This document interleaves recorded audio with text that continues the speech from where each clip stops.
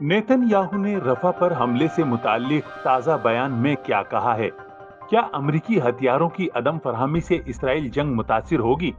और अमरीका इसराइल जंग से क्यों पीछे हटना चाहता है? इन तमाम की तफसील शामिल है इस रिपोर्ट में। वीडियो आखिर तक मुलाहिजा करें। गजा में कई माह से अमरीकी मुशावरत और पूरे ताउन से लड़ने वाले इसराइल ने 8वें माह में रफा पर हमले का ऐलान कर दिया है। गुज़िश्ता रोज नेतन याहू ने कहा कि अगर हमें अकेले लड़ना पड़ा तो हम अकेले खड़े रहेंगे। If you want to avoid civilian casualties, you need these weapons rather than imprecise weaponry. But I think beyond that, look, I've known Joe Biden for many years, so 40 years and more. We often had our agreements, but we've had our disagreements. We've been able to overcome them. I hope we can overcome them now, but we will do what we have to do.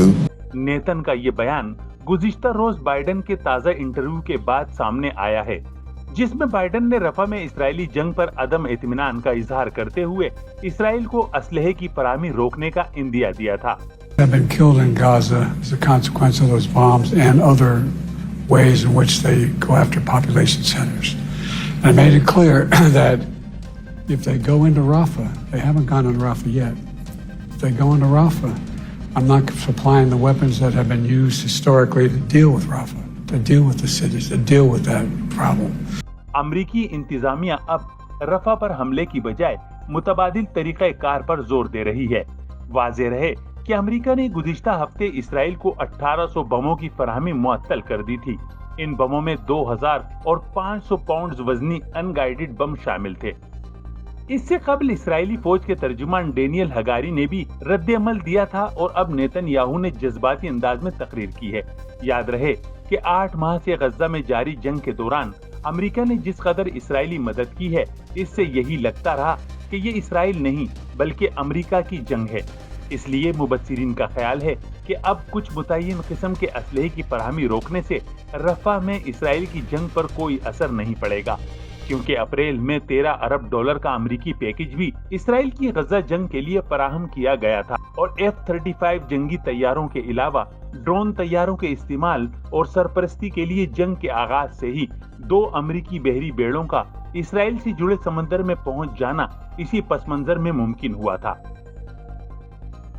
Israeli वजीर आजम ने जज्बाती अंदाज में तकरीर के दौरान अरब दुनिया की मुकाबिल अपनी मौजूदा कुव्वत का इजहार करते हुए कहा है कि हम आज उस वक्त से ज्यादा मजबूत हैं जब 1948 में कई मुल्कों की मुखालफत के बावजूद हमने जंग जीती थी।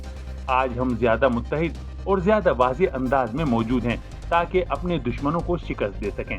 ख्याल रहे कि अब तक गजा जंग में इसराइली जारियत के सबब 34,904 फलस्तीनी जाबाज और हजारों जख्मी हो चुके हैं, जबकि 7 अक्टूबर से मुसलसल बमबारी जारी है और तकरीबन 10 लाख से जायद फलस्तीनी रफा में पनाह गुज़ीन हैं।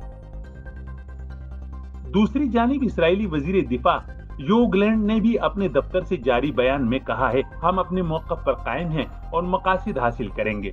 इसराइली वजीर दिफा ने हमास और हिजबुल्लाह पर हमले जारी रखने का ऐलान करते हुए कहा कि हमें जो कुछ करना पड़ा हम करेंगे। אנחנו נעמוד, נשיג את המטרות שלנו, נכה את החמאס, נדביר את החיזבאללה ונביא ביטחון। अमेरिका और इसराइल के माबैन सूरत-ए-हाल पर मुबस्सिरीन मुख्तलिफ राय का इजहार कर रहे हैं, मगर मुबस्सिरीन का ख्याल है कि अमेरिकी सदर अपनी मुश्किल इंतखाबी मुहिम और इसराइल को मशरिक़ वुस्ता में जरूरत के तहत पेस सेविंग मिल सकती है, क्योंकि इसराइल नवाज पॉलिसी के सबब जो बाइडेन की मुहिम को खतरा है। तो दूसरी तरफ 7 अक्टूबर को हमास के तबाहकुन हमले से अब तक मुजाहिमत पर इसराइल की जंगी अहलियत पर भी सवाल उठ रहे हैं। ताहम रफा पर हमले की सूरत में फलस्तीन मुकम्मल तौर पर तबाही से दोचार हो जाएगा। उधर काहिरा में बिलवास्ता मुज़ाकरात में एक तरफ हमास व दीगर फलस्तीनी धड़ों तो दूसरी तरफ इसराइल, मिस्री, अमरीकी और कतरी सालिसी से गजा की पट्टी में जंगबंदी तक पहुंचने के लिए मुज़ाकरात जारी हैं।